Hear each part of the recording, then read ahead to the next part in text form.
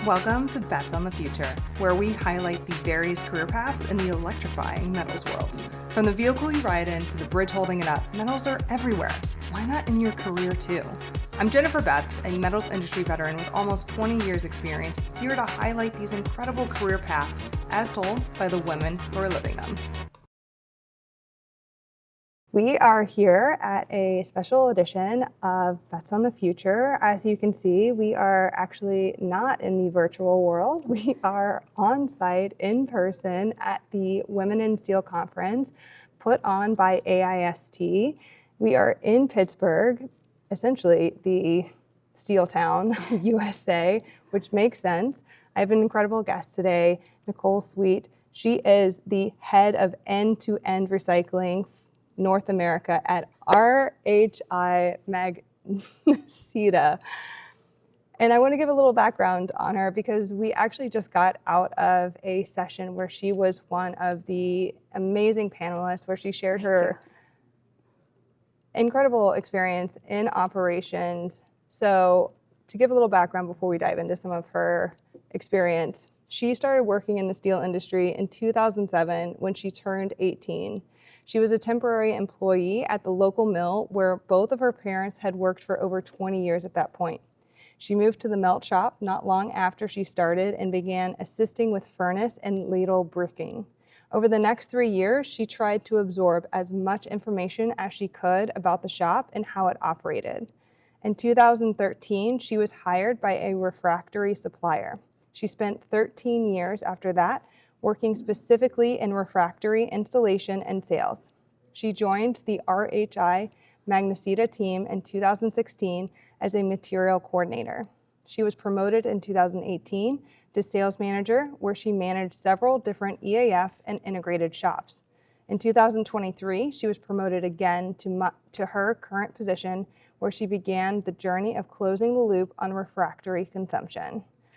Nicole, huge thank you. Thank you so much for coming. Thank you. I really appreciate you taking the time out. I know it's a pretty jam-packed schedule. So again, thank you so much for taking the time to sit down Yeah, and of course. Thank you for having me. chat your career a bit. Thank you. I wanted to get a little bit into how you got into it. Obviously, you mentioned at the panel on you jumping in right at 18. Yeah. Your family had a history of it, but it seems like a lot of 18-year-olds tend to buck the trend. Yeah.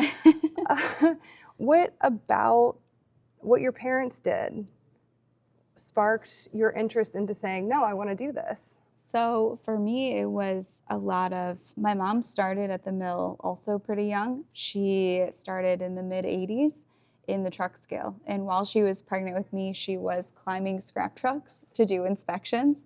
So we've always been really involved with the plant that's not too far from where I live. And we did safety days and family picnics and all of those things. So I think for me, being able to be a part of that kind of legacy of like, okay, my parents have been here, my grandparents worked there, like it's a huge part of my life and who I am and our experiences together. So I was actually pretty excited to have the chance to see like what this all was about and what they've been doing all these years. So yeah, it was a little scary at first. It's a big boy job, you know, so it was a little intimidating, but yeah, it was pretty exciting to be able to have an opportunity to get involved in that. For those that are listening, because this podcast covers essentially from raw materials like the scrap trucks that you were discussing, that your mom was scaling when she was pregnant, kudos to her, all the way to the end products. Yeah. Where, can you just give in perspective for those that may not be aware of where your current role is, but then also where your company is kind of in the grand scheme of things? Yeah, of course. So RHI Magnesita is a refractory supplier. So I always say the easiest way to understand that is it's our job to keep the steel where it's supposed to be. It's a really great way to put it. Yeah, it's a difficult thing. It's a really niche part of the industry. I think the metals industry as a whole is extremely large. So when you start talking about like my background and what I kind of came up through, yeah, refractory is really what's home for me. So we are heavily involved on my side of things in the melt shop.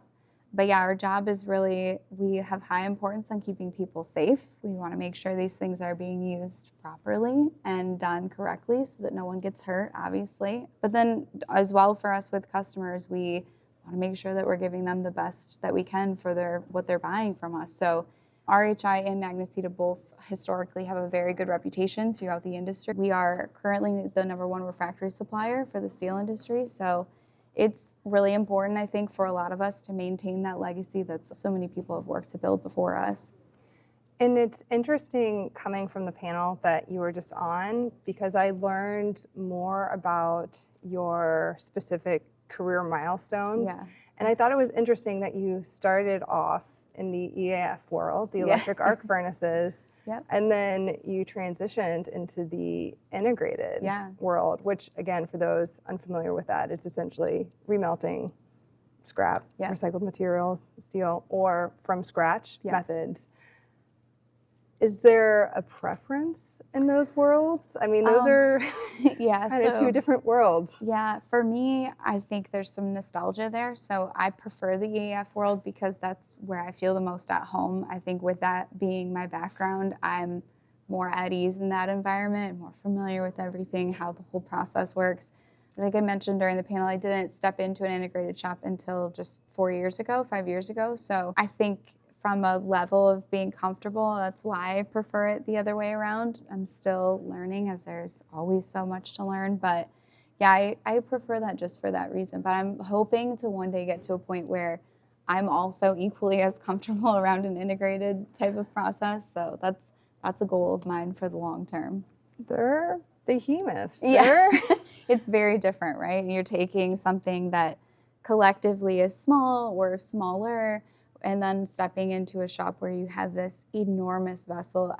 The very first time I ever saw a BOF vessel tip on its side was one of the craziest things I've ever seen in my life, because it shows the ingenuity of the whole industry. I think the fact that you can take something that's not only full of molten steel, all of the refractory, and then just the steel vessel itself, and flip that thing like nothing, and then dump the steel out and move on through the process. It's incredibly impressive. It's no big deal. Yeah, just do it every day. No big deal. And I don't think most people realize, and I'm very much going to oversimplify this, but essentially inside the furnaces are essentially your products, what you're physically putting in there, that they stack and lock essentially in place, right? So that when the BOF is flipping, it doesn't move. It doesn't move. Oh yeah, that's a whole other thing too, which I think for me, that's one of the things I like the most about refractory, is it's kind of this behind the scenes part of what happens in the steel process. So, and not just steel, right? We have cement and lime in the glass industry, and it's I think an overview of all of it, but the things that these products go through during their life cycle is crazy. And having to put them in such a way that you can turn a ladle completely upside down and none of the pieces fall out, it's a skill. It's very much a skill. And then having the confidence for those pieces to then hold that steel in place while you carry these 200-ton buckets around your shop full of liquid steel. Yeah, it's really neat to get to be a part of something like that, where you can look at it and say, okay, it's amazing to see how far we've come. And then with all the new technology that's coming out, and like our company specifically is really big on advancing technology for safety and for the mills, where there's all kinds of new stuff on the horizon for these things. So it's not anywhere close to being done yet, which is also really exciting. Which is fascinating, because steelmaking has been around for a while, right? The concept of the bricklaying is right inside the furnaces has been around for a while, right? So it's exciting to hear that there are all these advancements coming to a relatively, how would you say? The main goal now, I think, that a lot of the mills are realizing is that there is a different way, and sometimes a better way, to do these things, where you're still getting the same, I would say, value out of it, the same performance, but a safer way to do it. So when you talk about robotics inside of the furnaces for gunning applications, that's a big thing that we promote. We have lots of those that are going in different customer sites.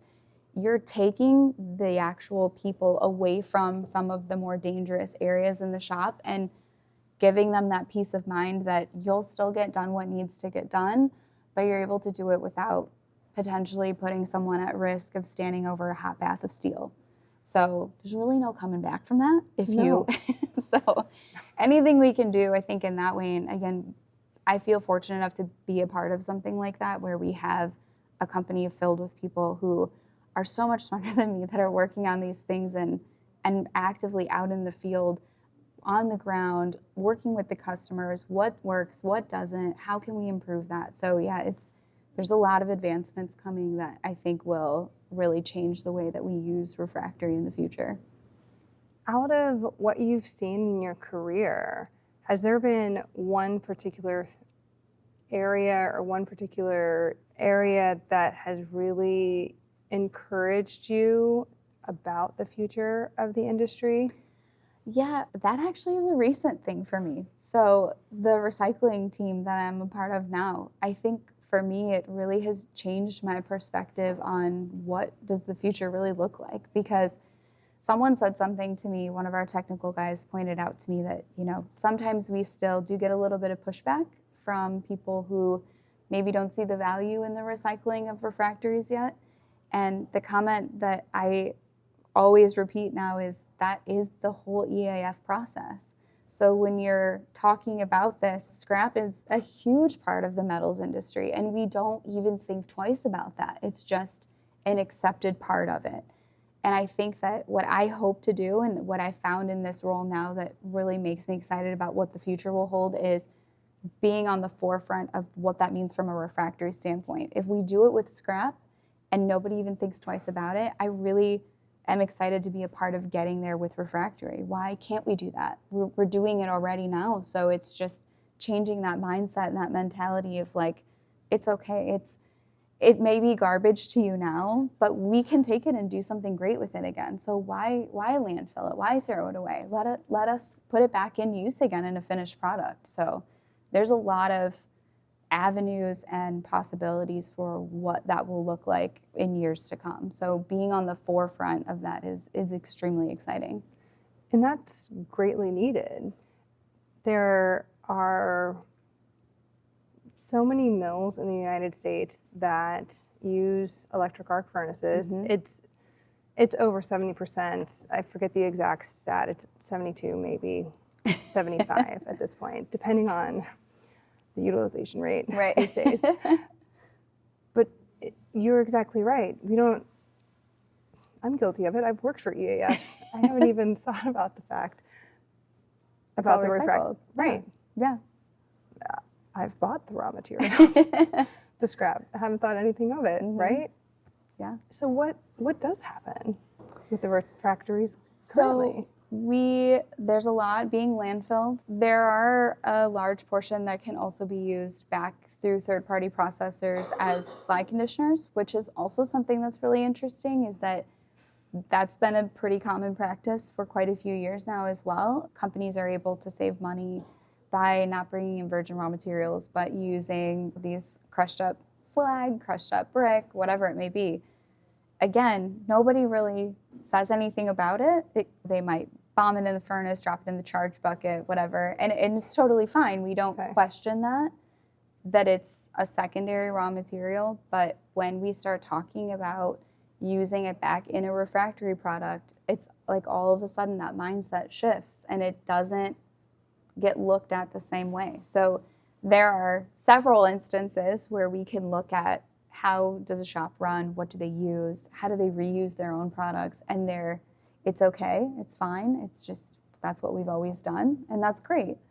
This should become a part of one of those things, right? It's like this is what we do. We send it back to these companies, we crush it up. There are obviously specs that we have to stay within. We're not just doing crazy things and throwing just random stuff in there, but it's the same quality. It's the same lab that tests your finished good without recycled material. It's the same one testing it with it. So if you have faith in us for all of our other finished goods, have faith in us for these as well. They go through the same testing, the same requirements. It's, to me, no different. So, agreed.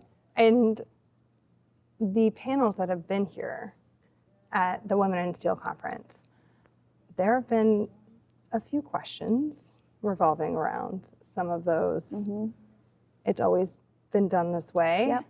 How do we handle those types of questions? And it's been interesting because it's come up. It's pretty frequently heard, I think. It is, which it makes sense based on the demographic of the industry, but it is changing. And so it's great to hear that there are ideas like this being introduced, Right.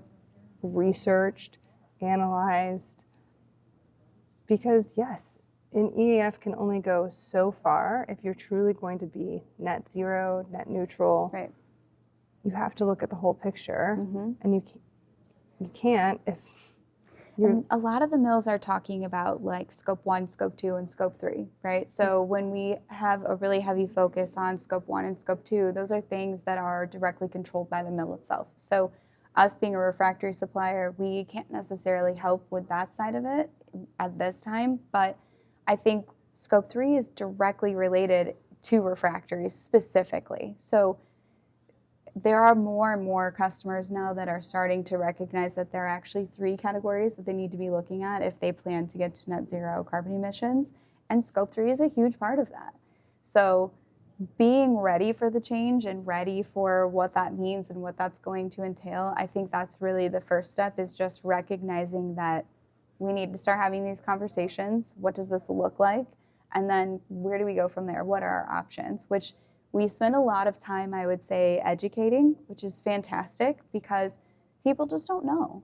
They don't know what their options are. So I came from sales, obviously, and then moved into this side of the business. But I think for me, having that sales background helps tremendously because I'm able to really sit down and say, like, okay, guys, let's have a conversation about what specifically we're talking about. What do we want to do with this? What's the process look like? And those are really valuable conversations to have with people that are really, truly willing to listen. And everything we've had experience with so far, I would say when the customers are genuinely interested in it, there's such a good relationship that comes from that when they're willing to work with us on those things. We really can do great things between the two companies. So Your attitude towards the industry, towards your career, really came across very well in the panel. thank you.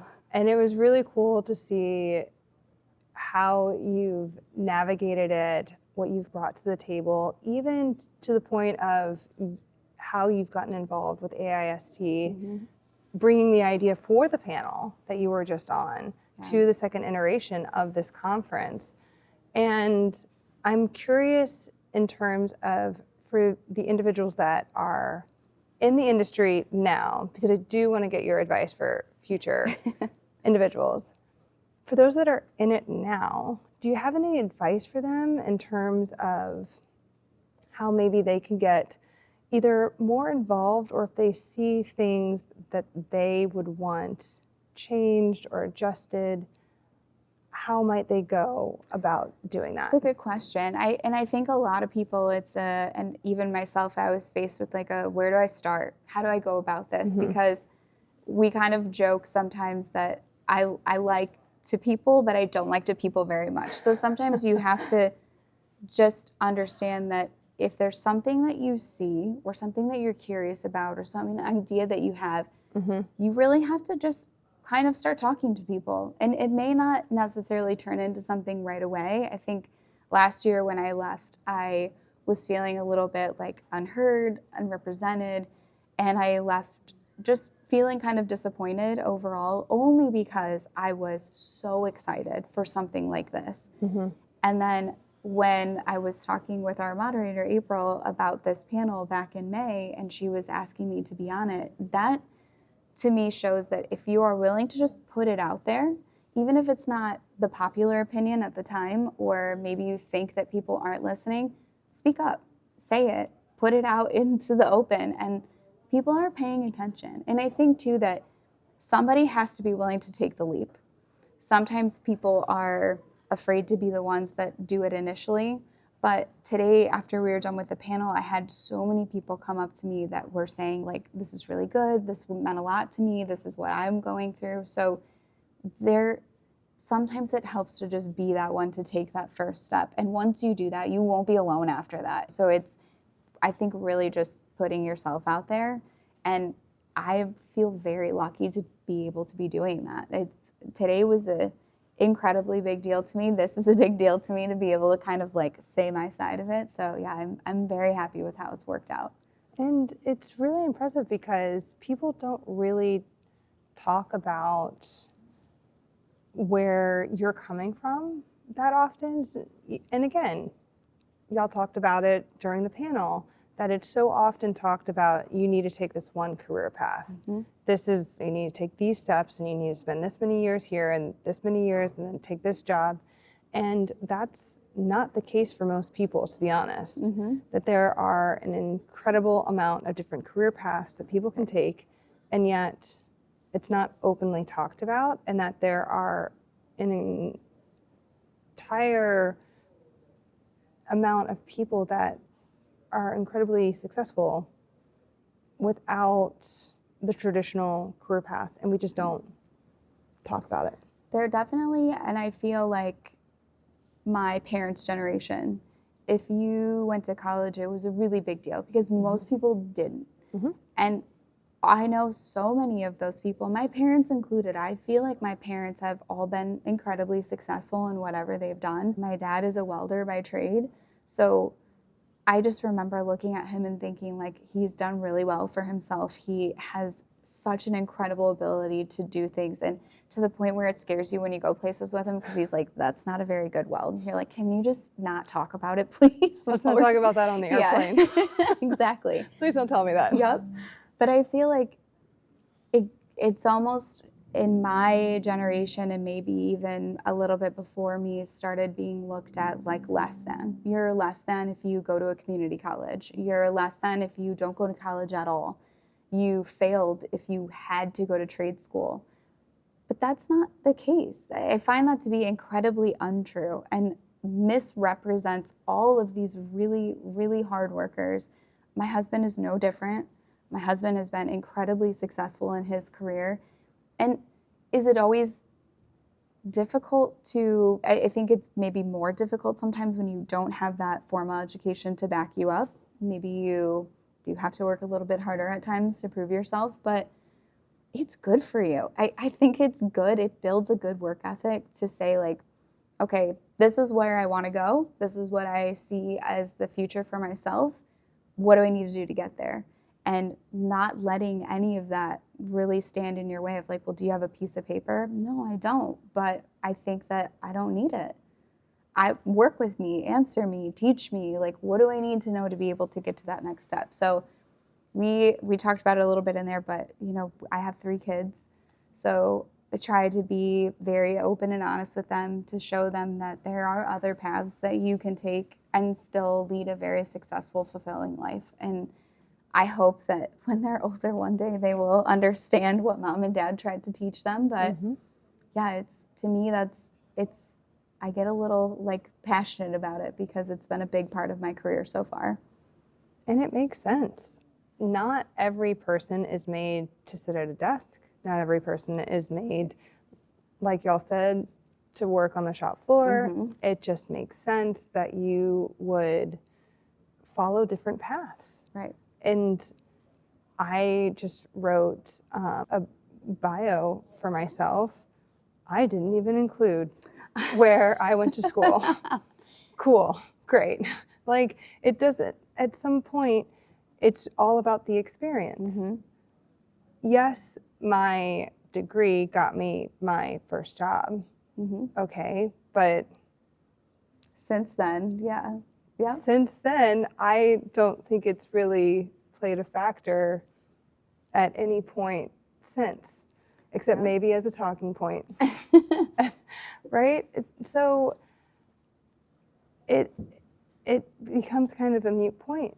Yeah, we put a lot of emphasis on celebrating people for their accomplishments because of a college degree. And again, by no means do I think that there's anything wrong with that. And I think that there are people who have them that are incredibly intelligent, and I have the utmost respect for them.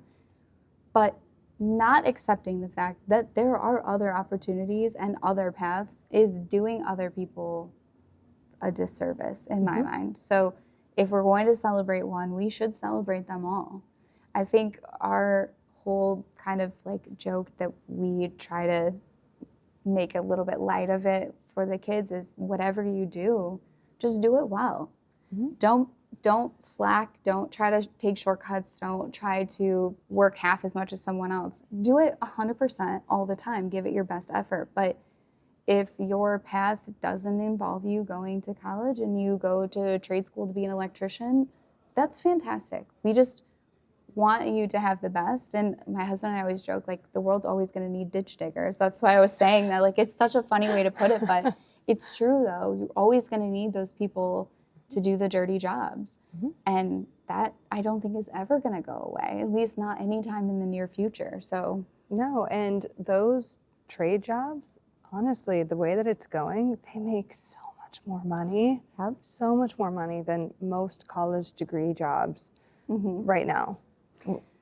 There's the location part of it too, which is the other thing that I was just talking to someone about the other day. Is I am finally right now in this role in a position in my life where I have the ability, thanks to my company, that I can live pretty much wherever I want within North America. So I feel extremely fortunate for that.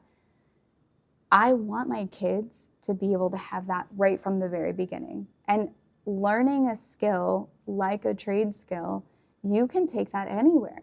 So if you live somewhere for a year and you're like, this isn't for me, and you want to go somewhere else, guess what? They need those people there too. And you can pick up, take your stuff with you, and you hit hard times. Maybe the area you're living in isn't so great anymore and you need to shift base. Okay, great. You can take that with you when you go. So I was very stuck in one mill for a really long time. If anything had happened in that mill, or maybe they've shut down, which there were a lot of concerns during COVID about what was going to happen at a lot of plants, it was a very scary time. And I think for me, it made me put even more emphasis on learning a skill that you can take anywhere.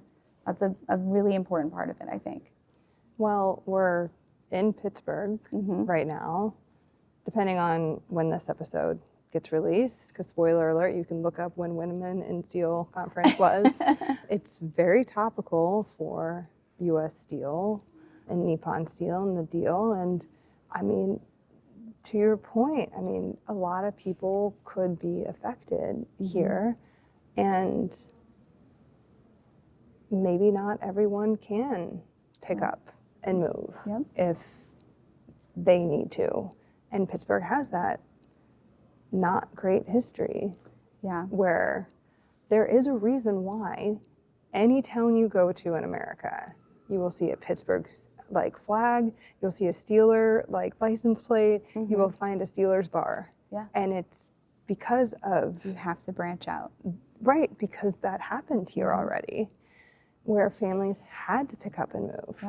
And it's such a niche thing working in this metals industry, because there are tons of places where you can go, of course, but it's difficult to find those places. And how do you identify? And like, thank God now we have things like the internet, so you can Google these places. But you know, this is all stuff that's really coming out, I think, in just the last 10 years of being able to search jobs online and find another outlet for yourself if your main source goes away. Right. So my dad, in the very beginning, when I started in the mill, did not want me to do it.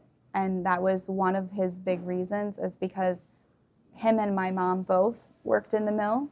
And so we had this fear of like, our eggs are all in one basket, right? So if something happens and they don't have a job anymore, our whole family doesn't have an income, right? Because they're both there. So I remember telling my dad, like, it's okay, I'll figure it out, it's gonna be fine. But he was really concerned about that. He's like, don't do what I did and lock yourself down. Do something that you can go anywhere with. That's a very valid concern. It's a valid concern, yes. Right? We both have children, and so as a parent now, I'm sure you can appreciate Absolutely. that Yeah. concern a little bit more now. And we've been through it. My husband and I have been through it. I had a job and I lost my job in refractory, and I was 6 months pregnant at the time. And so I experienced that firsthand. And what we do is so specific that trying to hurry up and find something else to fill that void, it's incredibly difficult. And when you talk about, at that point, I had already been in the industry for probably about 7 years. And that's a lot of time that I was in the industry, and I was starting to look at going outside of the industry. I didn't have any skills that a lot of people my age had because I had spent so much time in the mill. Those were my skills. It worked out. That was the year I started with RHI Magnesita, so it's okay. But I learned a lot from that I was not going to stop. I think for me that year, feeling that insecurity of like, what's going to happen and what are we going to do, and this is half of our family's income, really was when I decided, like, I'm going to go as far as they let me go. I'm going to push my way straight up to the top until they tell me that I can't do it anymore. So it kind of just became this thing of like, I'm doing everything. I want to do it all. Where can I start? And it's been kind of just upwards ever since then. Well, one of the notes that I took when when you were on the panel, speaking of everything that you're going to do to get on straight to the top, I loved your story about switching. I shouldn't say switching, getting the integrated account the first time. And I can definitely relate to that, and I will let you share it, but I think a lot of people can relate to your experience of having the job, having the responsibilities, getting, I would say maybe comfortable in it, like as in like your experience, you got it, like, you know, you're good, you got the, you know, can the put flow. the fires out. Right, and then all of a sudden, curveball. Yeah, exactly. Like all of a sudden, like more responsibility gets thrown at you that kind of out of left field, but you just said, like, okay, why not?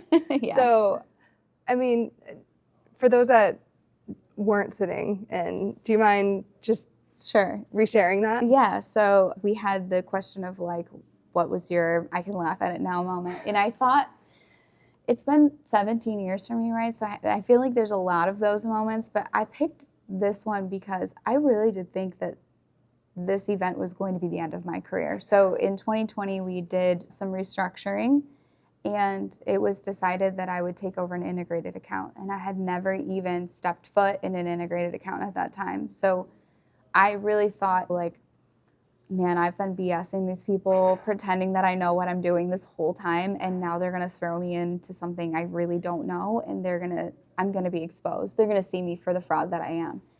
And I felt like it was a test. I felt like it was the company's way or my boss's way of weeding me out. Like, you're not gonna really make the cut, and this is how I kind of make that happen a little faster. And that wasn't the case at all. He saw something in me that I didn't see in myself, and it was that just unquenchable thirst for knowledge. And I think from our conversations after the fact he said, I knew you were going to learn it because there was no other option for you. You were never going to accept not knowing. And that's exactly what I did. So like I said, I watched the YouTube videos, like the most basic breakdown of what is a torpedo car and what is a blast furnace and how do these things all correlate together. And I ended up really learning so much through that experience. I couldn't be more thankful that he gave me that opportunity and trusted me enough to handle it because, like I said, I didn't trust myself. And I think I told him I would tell that story because it is really important to me. But having someone like that in my corner throughout most of my career because of things like that exact example is a big part of, I think, why I know now, even if I'm unsure, it's going to be okay because you can learn. You can ask questions, you can make contacts, you can reach out and ask help from a friend. So I was definitely scared. I thought this will be the end of it for sure. And again, COVID, so what am I going to do? But it wasn't at all. It actually helped put me to the next level of my career after that. It sums up the imposter syndrome a Yes. lot of us always have in the back of our heads, even though we have decades Yeah. of experience, right? Where we know what we're talking about, we have these experiences, and if we don't know, we know who to call. Yep. Or we know what to Google. Yep. Yeah, to find exactly. those YouTube videos, right? To find the answers on there. Because you have that drive to go out and figure out what those answers are. And I believe we talked about it in the beginning, but you have additional integrated accounts now because of it. Yeah, so by the time that I was moving out of sales, I had left that integrated account and went to another integrated account. And so I became this particular integrated account was transitioning to EAFs. So for me, it was the perfect project because I could use what I had learned from the integrated side. And then I was able to help consult from the EAF side because that was the stronger part of my background. So it really became kind of this perfect scenario for me of being able to use both of these things that I learned, really like a trial by fire. But yeah, the imposter syndrome is a real factor in all of it because I think the world that we live in with this industry, you're never going to know it all. And you have to come to terms with that. But at the same time, you also have to come to terms with the fact that you can become a very knowledgeable person. That is a real thing. You're never going to not know anything forever. So it's finding that balance of like accepting that you do have experience and you do have topics where for sure you know what you're talking about. Yep.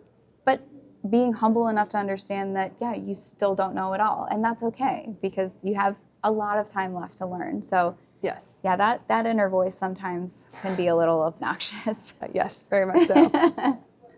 For the future generations, do you have, or really anybody that's even looking to get into our industry, do you have any words of advice or any just overall advice for them looking to get in?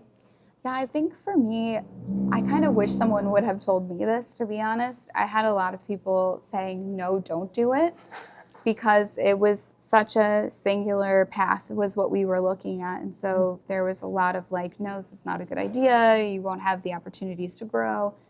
I would say do it, 100% do it and do research, check out the different types, the different sides of the industry. Maybe steel in particular isn't the one for you. Maybe you prefer the glass side, which I have been learning some stuff about that. That's such an interesting thing on its own. So do your homework, check out what the opportunities are. I think especially at this conference is a good way to figure out about some of the supplier companies, some of the producing companies and what they offer, and just go for it. Don't let people tell you that it's not going to work out, because I think we have such a collective group here where if you start and you don't like it, you don't have to leave. You can just do something different. It's not a love this thing or get out. It's a I don't love this thing, but it actually showed me that there's this other thing that I want to try, and go for that and keep doing it until you find what you like. I've spent a lot of years doing that. So there's nothing wrong with that, right? You learn more about yourself, more about what your strong suits are and where you can really contribute to a team. And I think for me, doing what I did today, I never would have pictured myself doing that. If you would have told me 10 years ago that I would be sitting on that stage, I would have told you you were crazy. So being open to new challenges, that's a big part of it. But yeah, say yes, to go for it. Well, I think you did a phenomenal job up there. Thank you. It was a really great panel. I think it was appropriate for the conference. The agenda, I think it fit in very nicely. Yeah. Thank you. Well-rounded. So it was a good call out from the feedback last year Yeah, on that absolutely. front. Before we go, because I know there's reception, maybe one more session today. Yeah.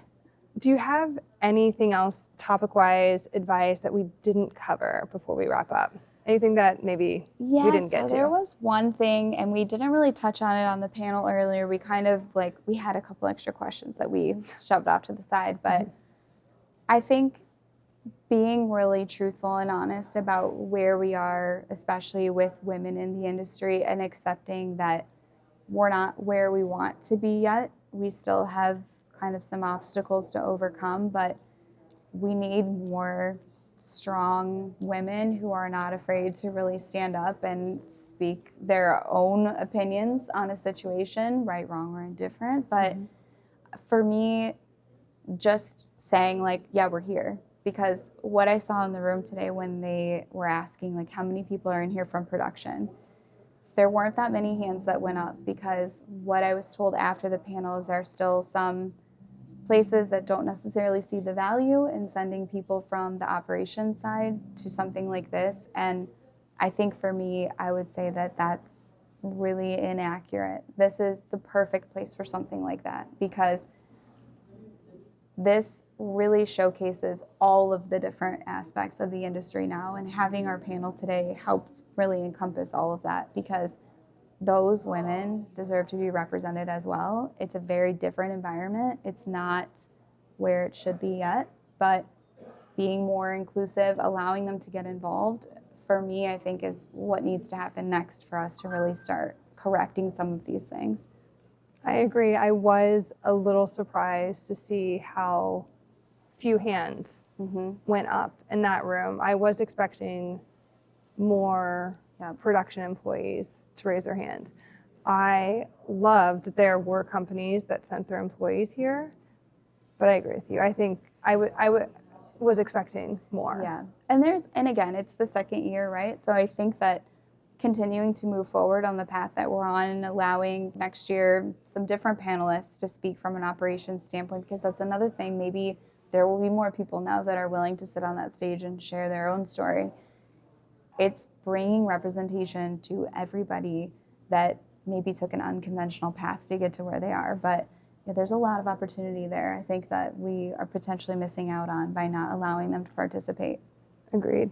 Well, I don't know if this is the case for all the men that are here, but for the handful of men that I do know that are here, they are here because they are supporting their coworkers. They were invited by their coworkers, and that's a big reason of why they're here, also from an educational learning standpoint. So I think it is a great opportunity for them 100%. As well to come to learn. Yeah, and I think especially for them, like, I wish that that's the other side of it. I wish that there were more men who realize that this isn't just for the women. I think sometimes men, it's not that they are rude or intentional about it, they just don't know. So one of the panels, the one that was before mine, what I really liked about what they were saying is it's just sharing some of those stories of like, hey guys, this is actually what happens.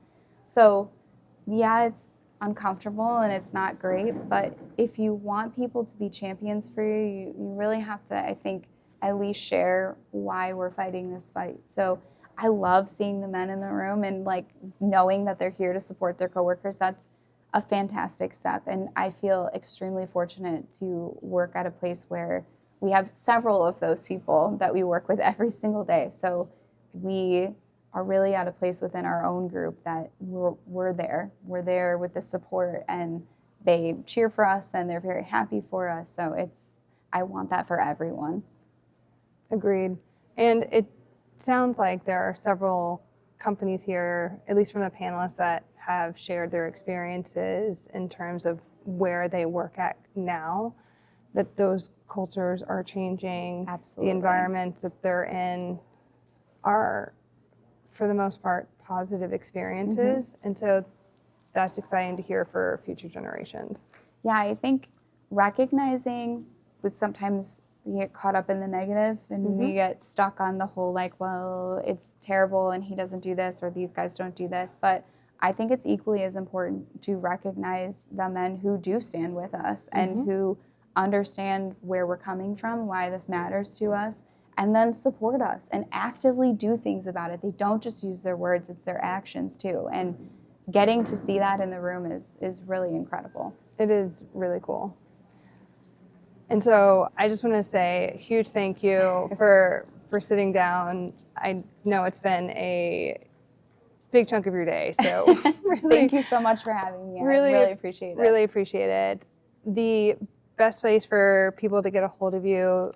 LinkedIn? LinkedIn, yeah. Okay. So LinkedIn is really, I'm on there pretty regularly trying to do my own recycling thing, but also promote a lot of our stuff that we have going on with our own company. So yeah, LinkedIn is a really good place to get in touch with me. Okay. So for those listening in or watching online, Nicole Sweet, head of end-to-end recycling for North America at RHI Magnesita. I just want to say a huge thank you for coming out, sharing your story. The panel was fantastic. Thank you. Again, really appreciate it. It was a wonderful session to sit in on. So it was very nice to meet you. I'm really excited to be a part of this. I love everything that you do. So yeah, I'm here to support it all the way. Thank you. So again, Nicole Sweet, really appreciate you sitting down. Thank you. Appreciate it. Thank you.